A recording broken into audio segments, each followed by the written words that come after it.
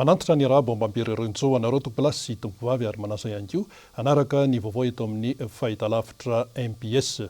Ny alarobia ho avy izao no anatotosana ny fandevenana ny nofo mangatsiaka ny tompoklahy manandafy Rakotonirina any amin'ny tanindrazany any Manandrina Fianaratsoa.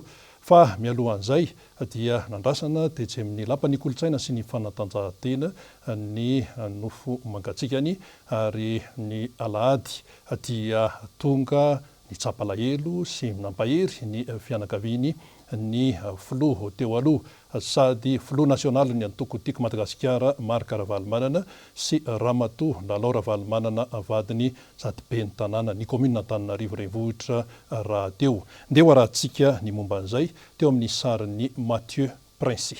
Tamin'ny 5:00 ny alahady 17 Martsa 2024 no nigadona tetsy amin'ny lapan'ny kolotsaina sy ny fanatanjahantena Mahamasina ny andrasana ny nofo mangatsiaka ny tompoklahy manandafy Rakotonirina. Ny filoha teo aloha sady filoha nasionaly ny antoko tiako Madagasikara Marka Ravalomanana sy Ramatoa vadiny Lalao Ravalomanana sady ben'ny tanàna ny komina Antananarivo renivohitra raha teo. Naneo ny fiaraha-miory sy nitondra ny fampaherezana ihany koa ho an'ny fianakaviany tompoklahy manandafy Rakotonirina. Varavarana ny voahana ny an'ny fianakaviana tompoklahy fa ny fahoriana dia niaraha mizaka. Fa ankoatran'izay dia nisy ihany koa ny fotoana fohy niaraha nipetrapetraka tamin'ny fianakaviany tompoklahy manandafy Rakotonirina. Tonga nitondra ny fampaherezana ny fianakaviana ihany koa ny teo anivon'ny antoko tiako Madagasikara, teo ihany koa ny fianakaviam-ben'ny komina Antananarivo renivohitra. Fantatra fa ny alarobia ho avy izao no tototsaina any an-tanindrazany any Manandrina Fianaratsoa ny fandevenana ny nofo mangatsiaka ny tompoklahy manandafy Rakotonirina. Eo amin'ny vaovao politika tafapetraka tamin'ny herinandro teo ny taratasy manambara ny filatsahako fidiana solombavam-bahoaka ho an'ny kandida atolotry ny antoko tiako Madagasikara K25 tany Morombe faritra atsimo andrefana ahitana Andriamatoa isany Edy Edouard sy Andriamatoa Azady. Ndeo fataritsika ny momba an'izay teo amin'ny sarin'ny Erzo Rajaonarivony. Tsara avao na pahafantarantsika eto zany fa ny ato ankaviako zany Andriamatoa Andianambinina Edy Edouard. Ny tenako moa zany Azady zay ben'ny tanàna Nambaikily amin'izao fotoana zao olam-perinasa. Noho ny fifanarahana aminay rahalahy zany dia izy no loalaharana amin'ny kandida ny solombavam-bahoaka amin'ity fifidianana manaraka ity. Fa izaho zany no listra faharoa. Ny fiomanana amin'izao fotoana zao dia tsara ny mampafantatra antsika satria avy nanao an'izay nanomana ny zavatra pitsopitsony rehetra zany zahay alohan'ny akarana eny akapoetanarivo. Satria bebe ny zavatra tokony ho karakaraina manoloana tsy ho vita any an-toerana fa tsy maintsy aty amin'ny bureau foty. Noho izany dia ambarana eto fa dia vonona tanteraka ny film K25 any amin'ny district ny Morombe.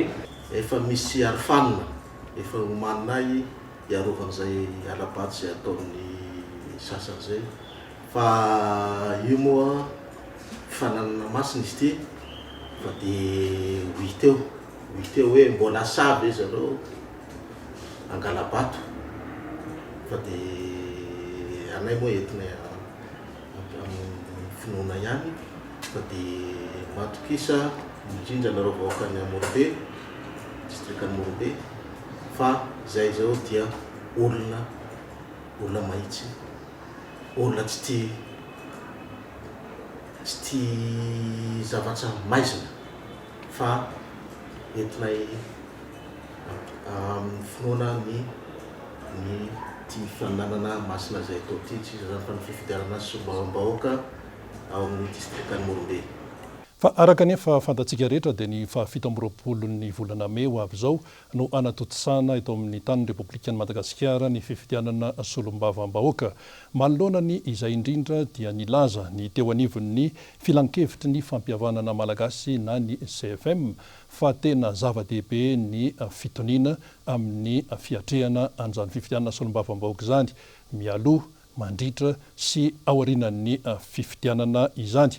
Ankoatran'ny izay ihany koa dia mbola eo ampandiniana an'ireo atota taratasy mitaky sy mangataka ny famitsoran-keloka ny eo anivon'ny CFM treto dia misy eo amin'ny 2 amby telopolo no mangataka an'izany. Fanadiadiny Germain no menjanahary teo amin'ny sariny Mathieu Prince. Mbola misy 23 ireo antota taratasy eo am-pelantanan'ny CFM na ny komity ny fampihavanana malagasy mangataka ny famitsorakeloka amin'izao. Raha ny fanazavana izay voaray dia ny fitsarana manokana amsahana izany no manapa-kevitra ny amin'ny tokony anomezana ny famitsorakeloka na tsy ho an'ny eto Madagasikara. Atreto dia ny voakasiky ny raharaha nanomboka ny taona 2010 no voakasiky ity amnistia ity araka ny fanazavana izay nataon'ny filohalefitry ny CFM androany.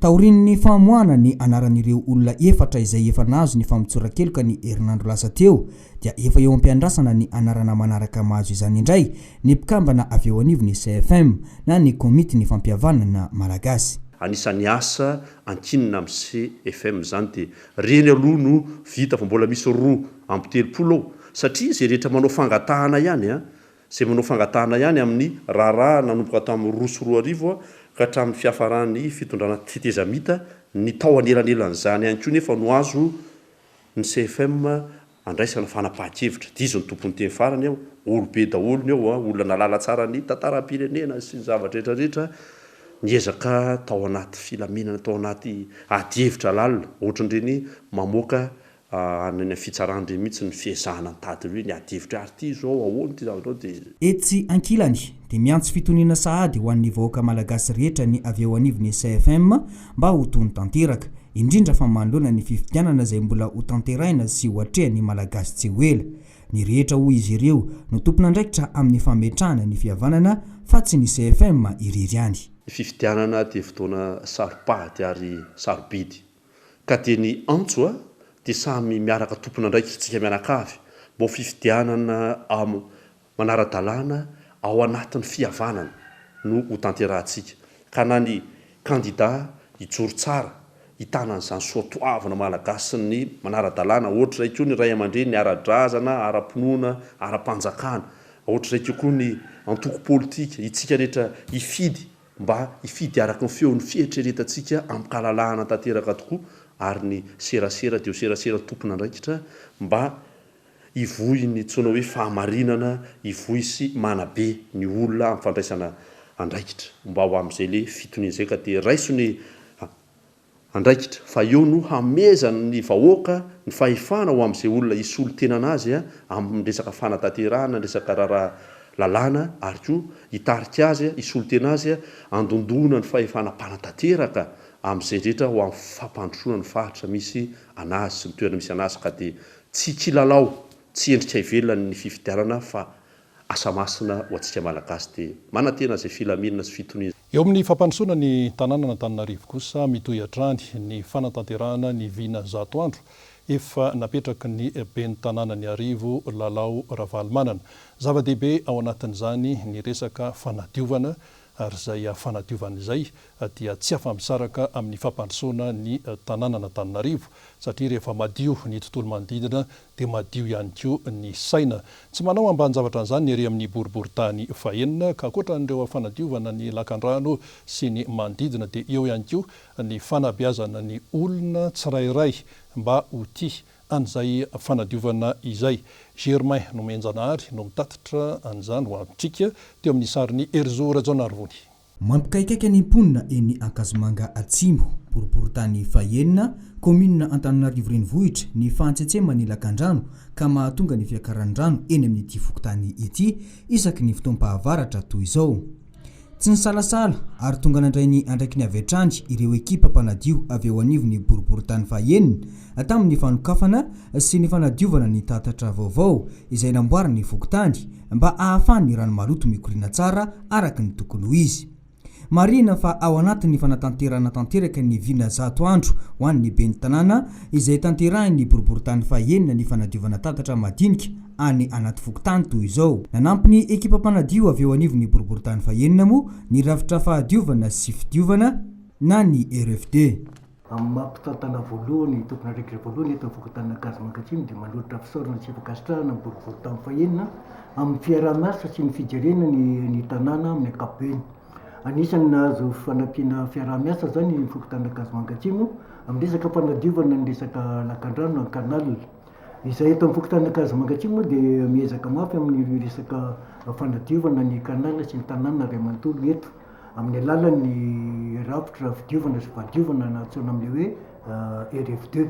Ka ny tanàna kanala izay misy anay io dia olana be eto aminay izy io satria izay miezaka manadio amin'ny ankapobeny saingy izao ny rano dia tsy afaka midina mikorina midina fa tokony hidina nefa izy voatery manjary miakatra satria ny any amboninay ny Kasomanga avaratra sisisiny dia avo ary ny ambonin'ny tatatra dia efa misy trano lehibe sy tamboho lehibe amin'izareo eny sanatria tsy hoe mitory amin'izareo Kasomanga avaratra sy ny sisa fa ny zavatra tsapanay dia zay ka ny rano zany tsy midina midina fa manjary miverina mianatsimo ka noho izany vokatry resaka rehetrarehetra dia voatery nanao kanala vaovao amina tanin'olona zay soranay amin'le tompotany azahoanay mamaky sy mandefa le rano tsy mitsahatra manentana hoe mba tsy hanariana ny fako azao dira mba rano menazeraka ny filazana azy hoe rano fanasana vilia sy sisa mba alina anatin'le tatatra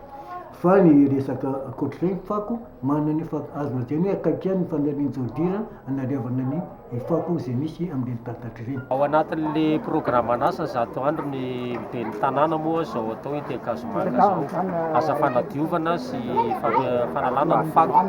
Ny anteninay dia asa nataony ny be ny tanàna tanterahany mpanatanteraka fa ny tsirairay mihitsy ny tompona andraikitra amin'ny fandraisana andraikitra amin'ny fahadiovan'ny tanàna ka dia manentana ny olona rehetra tsy Kasomanga ihany ny tanana fa izay rehetra ao anatin'ny fedidian'ny be ny tanàna dia tompona andraikitra koa fanadiovana. Nandritra izany asa fanadiovana izany ihany koa dia nanararotrana ny tanànim-ponina ny commune mba hanaja ny fahadiovana anarin'ny rano maloto any anatin'ny tatatra ary ny fako any anatin'ny dabapako.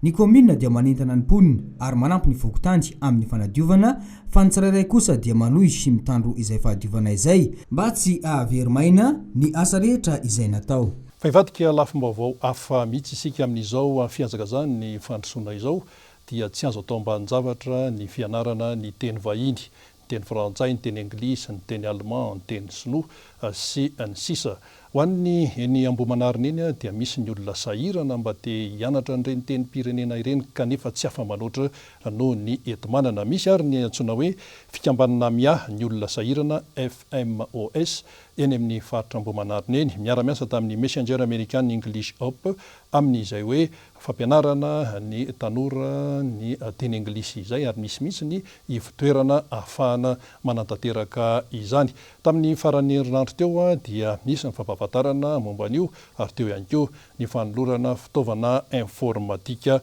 ho an'ny tanora teny amin'ny boriboritany fahaenina. Laurette Berton no mitondra amintsika ny tsara ho fantatra momba an'izany.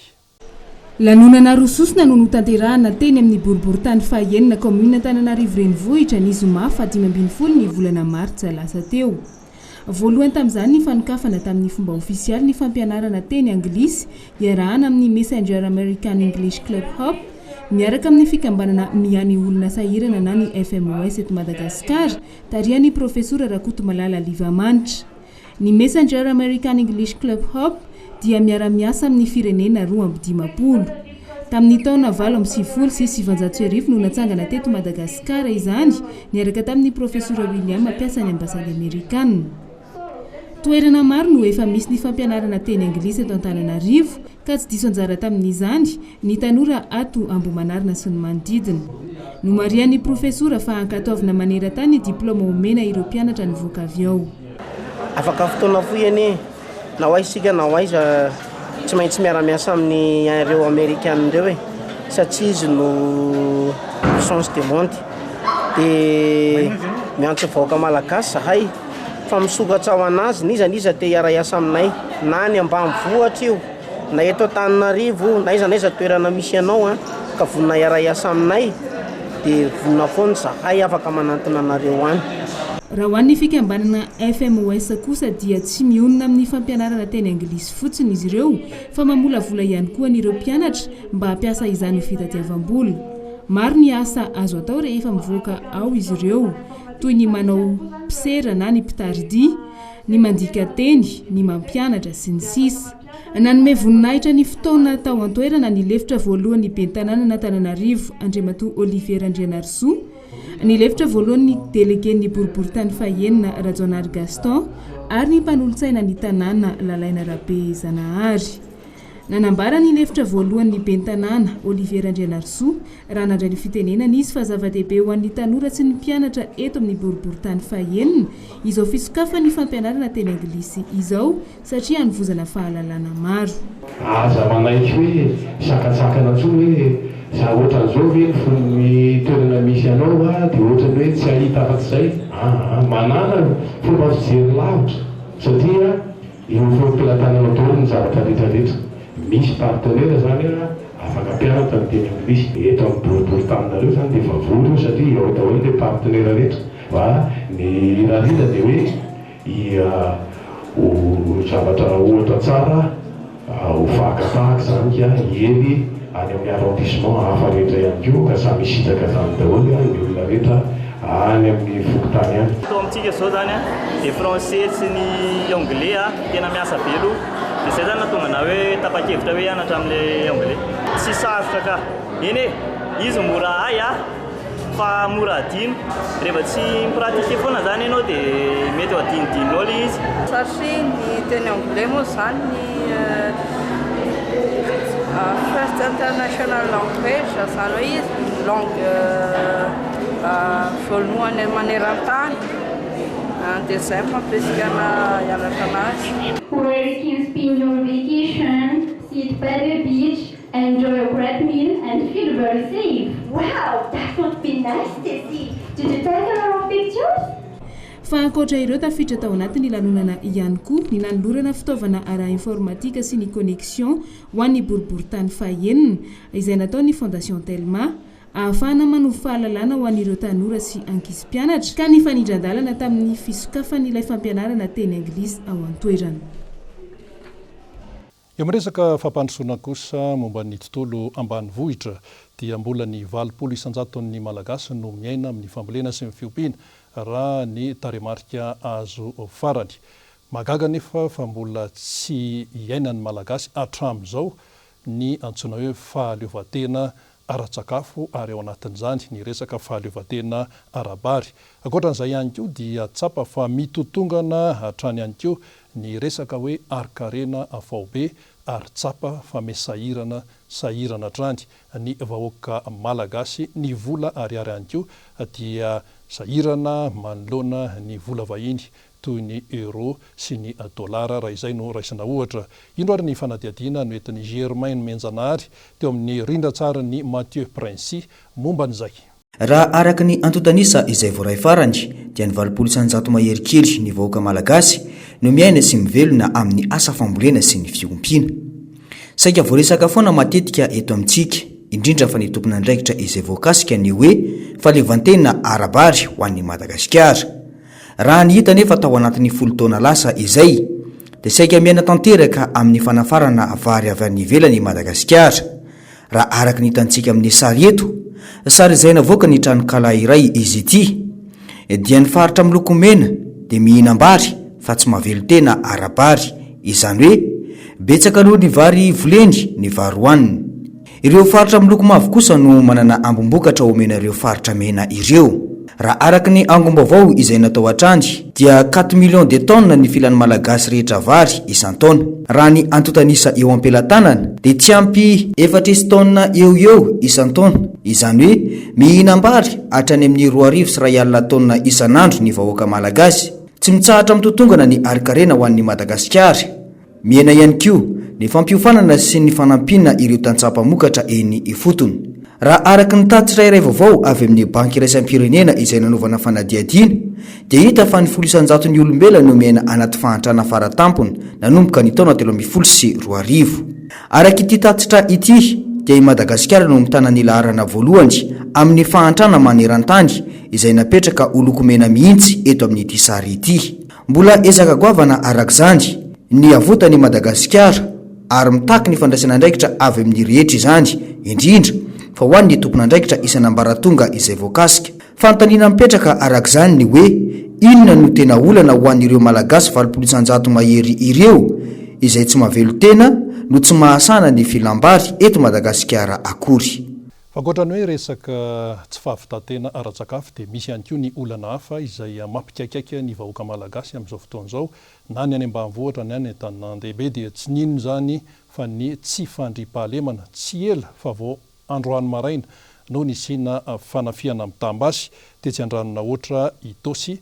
Lehilahy 4 no nahina zany aloha hatreto fa nanao an'izany asa ratsy izany, ary raim-pianakaviana anankiray no voatifitra teo amin'ny sandriny ary dia tafatsoka moa ireo jiolahy mitohy ny fikarohana manoloana n'izay fanafian-jiolahy izay. Lorette Berton no mitondra antsika ny vaovao teo amin'ny sariny Mano Randremalala. Ny marainany Alatsinainy 20 Martsa misandratra andro teo no nisehoana fanafiana teo anoloan'ny banky BNI teny Andranonahitra Itosy. Raim-pianakaviana raiky manodidina ny 17 taona eo no norobaina roalahy raha iny andeha hiditra agnano versement amin'ny banky iny. Araka ny reteny amin'ny manodidina dia fantatra fa efa nanaraka ny tiranga ity ireto jiolahy ireto, izany hoe efa nahafantatra izy ireo fa nitondra lela vola be itiranga. Avy hatrany dia nanantona ireo jiolahy roa nitondra ny moto ka nisintona ny baoritra feno vola teny amin'ilay mpanjifan'ny BNI. Rehefa samy tsy nanaiky dia nitifitra ny raiky tamin'ireo jiolahy ka voateo amin'ny sandriny ilay rangahy tompony vola ary nilefa niaraka tamin'ny moto ireo roalahy mpangalatra. Nisy rangahy anankiray iny nanao versement teo amin'ny banky teo dia efa narahany zareo avy ihany. Dia rehefa tonga teo ilay mpanao versement dia nitifiriny teo. Dia za aloha tsy nahita hoe nisy vola azony hoe sa tsy nisy, fa nifampisamborany zareo ihany ilay vola teo dia ny sasany azon'ilay tompom-bola ihany. Dia tsy haiko izy nanahazo firy-pake na firy-pake. Ilay tompom-bola rangahy botabota lavalava iny manodididina ny 50 ans mahery eo izy. Dia nitifiriny teo amin'ny sandriny teo dia naratra. Tonga teny an-toerana ny mpitandro ny filaminana rehefa nahareny antso fanairana. Araka ny fanampim-baovao azo hatrany dia 4 ireo olon-dratsy no teny an-toerana fa ny 2 nanantona n'ilay rangahy ary ny 2 hafa niandry tamin'ny moto teny akaiky miala kely ny parkina ny banky. Tsy nahazo na inona ireo mpangalatra. Nandrotsaka ny volany tao amin'ilay banky ilay raim-pianakaviana voatafika ary nandesina teny amin'ny hopitaly avy eo hoy hatrany ny fa otoy ny fampiatona ireo polisy misahana ny fifamoivoizana na ny police de la route dia fantatra zao fa misy ny fanomezana azy ireny fampiofanana ka ny polisy pirenena amin'izao no misahana ny asany. Ireto farany izay tsy hoe manome sazy toy ny mahazatra avy hatrany fa dia manakana ny fiara izy ireny ary zava-dehibe ao anatin'izany ny fampianarana sy ny fanomezana toromarika ny mpamily. Jessica Miray no mitondra amintsika ny momba n'izay. Raha najanona tamin'ny asany tokoa nandritra ny volana maromaro izay ny polisy misahana ny fifamoivoizana na ny police de la route dia fantatra izao araka ny fampitam-baovao avy amin'ny polisy pirenena fa misy ny fanomezana fampiofanana azy ireo ka ny polisy pirenena no mandrindra ny fifamoivoizana amin'izao. Ireto farany izay tsy manasajy avy hatrany tahaka ny ataon'ny PR fa manakana ary mampianatra ireo mpamily amin'ny fihetsika sy ny lalàna tokony atao rehefa mamily. Aoriana le fampifanana polisy de circulation eny amin'ny fipatamora dia manomboka androany zany dia l'enseignement police urbaine indray ny fampianarana sy fampifantarana ny olo-pirenena ny lalàna mifeny fifamoivoizana sy ny fampiasana ny lalambe. Zany hoe raha mitondra fiara ianao dia ampifantarina anao hoe tokony ametaka ceinture de sécurité ianao, tokony tsy téléphone volant ianao, inona daholo ny atotan-taratasy entinao rehefa mitondra fiara. Raha mitondra moto ianao dia ampifantarina efa mila manao casque ianao sy ny olona hoentinao erovanao ny lohanao raha sanatria misy loza tampoka. Inona ihany koa ny atotan-taratasy tokony hoentinao raha mitondra moto. Ary ankoatran'izay raha olo-pirenena mandeha tongotra ianao dia ampifantarinay fa eny amin'ny trottoir ny lalana rehefa mandeha ary amepita arabe dia tokony eny amin'ny passage groupé. Zany hoe raha tiam-pirenena zany dia mbola tsy mandeha mihitsy zany no fanasaziana fa dia fitaizana sy fampianarana nataon'ny police urbaine eto Antananarivo. Ny antenana araka izany dia ho samy anaradalàna avokoa na ny mpamily omen'ireo polisy pirenena fampianarana na ireo polisy fisahana ny fifamoivoizana mahazo fampiofanana satria na ny andanina ny ankilany ato amintsika dia iaraha malala fa samy manao izay dany ny kibony avokoa amin'ny tsy fanarahan-dalàna sy ny fioaram-pefy ary ny fanararao tapahivana. eo amin'ny vaovao ny finoana kosa totosa omaly ny fanamariana ny alady ambitandrina teny amin'ny fiangonana FJKM Ambatofotsy Avaradrano sy nadaparitany Iarivo Avaradrano izay fotoana ihany koa nitondrana ambavaka ny mpitandrina sy ny ankonany ary nanoana ny fiangonana ihany koa amin'ny ara-pitaovana amin'ny fanatotosan'ny mpitandrina zany ny asan'Andriamanitra. Dia hoarahantsika ny vaovao momba an'izay teo amin'ny sarin'ny Mathieu Princy. Vorlanina ny mpianakavin'ny finoana teto amin'ny FJKM Ambatofotsy Avaradrano ny alady 20 Martsa 2024 niatrika ny alady mpitandrina izay fanao isan-taona. Fotoana nitondrana ambavaka ny mpitandrina rasolofo manana mamitahina vady sy ny ankonany. Nanapina ihany koa sy fanoanana eo amin'ny resaka ara-pitaovana. Nisongadina nandritra ity fanompoam-pivavahana ity fa kristianina tena hofanasina no ilaina fa tsy kristianina masirasira. Nambara teto ihany koa fa tsy amin'ny asa andavanandro iantrehana ny asa fivelomana ihany no ilana ny antsoina hoe norma sy qualité fa ny fanaovana ny asan'Andriamanitra ihany koa dia tena milana zany norma sy qualité izany ary tsy misy ny zavatra mandeha ho azy eo amin'ny fampandrosoana ny fanjakan'Andriamanitra. Ny alady ny mpitandrina atao anatin'ny sahany fiangonan'i Jesosy Kristy eto Madagasikara ho an'ny fiangonana izay manatanteraka izany dia izay voalohany indrindra ahafahan'ny fiangonana manokana fotoana izay hitondrana ambavaka ny mpitandrina mianakavy.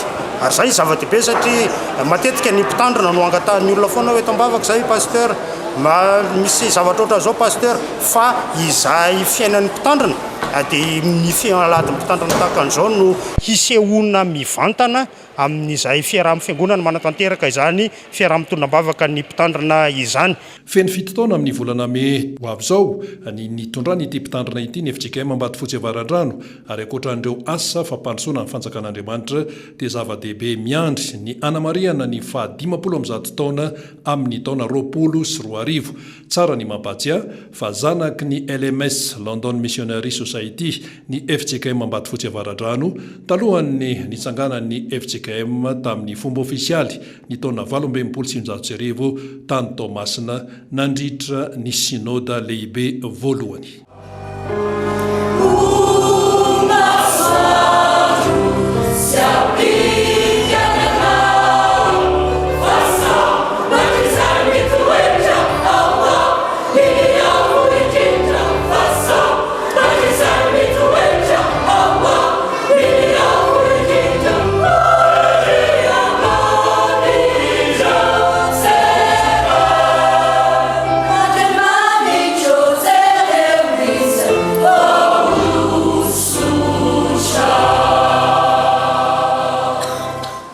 Eo amin'ny resaka vakoka sy ny kolotsaina kosa dia vakoka mbola maneho ny vavolombelon'ny tantara ny tamboho Antolo.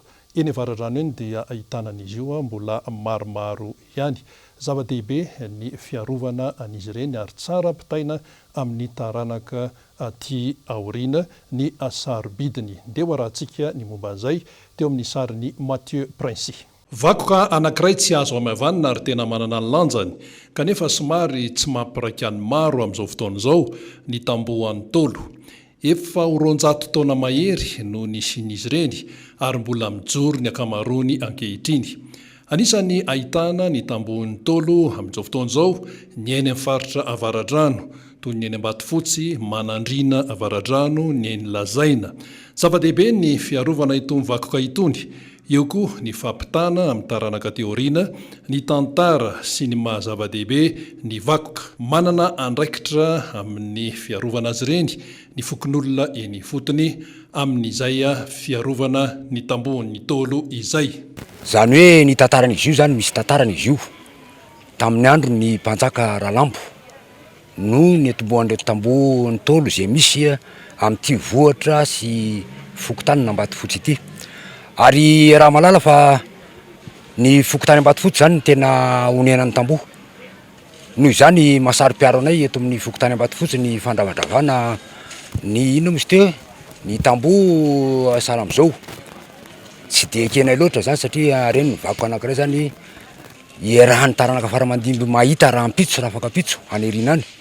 ny tsy ambaratelo araka ny lovatsofina sy ny re zany taloha izy tony zany natao nisy tamenaka atody nanaovana n'izy tony tamin'izao ny fotoan'androny zany hoe reo ray aman-dreny tany aloha fa nisy 100 taona vao maty teto mbola tratranay tsara no ny tantara taminay fa dia nisy tamenaka atody zany fangaro tamin'ny fotaka nanaovana an'izy io.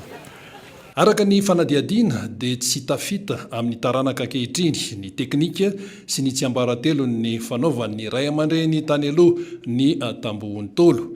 Efa nisy ny nitondra ny santionany itony tambohon'ny tolo itony tao fanadiadiana tany amin'ny laboratoara tany États-Unis ary tsy mbola nivoaka ny valim-pikarohana hatramin'izao. Dia iny fanadiadiana momba ny tambohon'ny tolo teny Ambatofotsy Avaradrano iny ihany koa no namaranantsika ny vaovao isaorany ianao nahatra hatramin'ny farany veloma tompoko.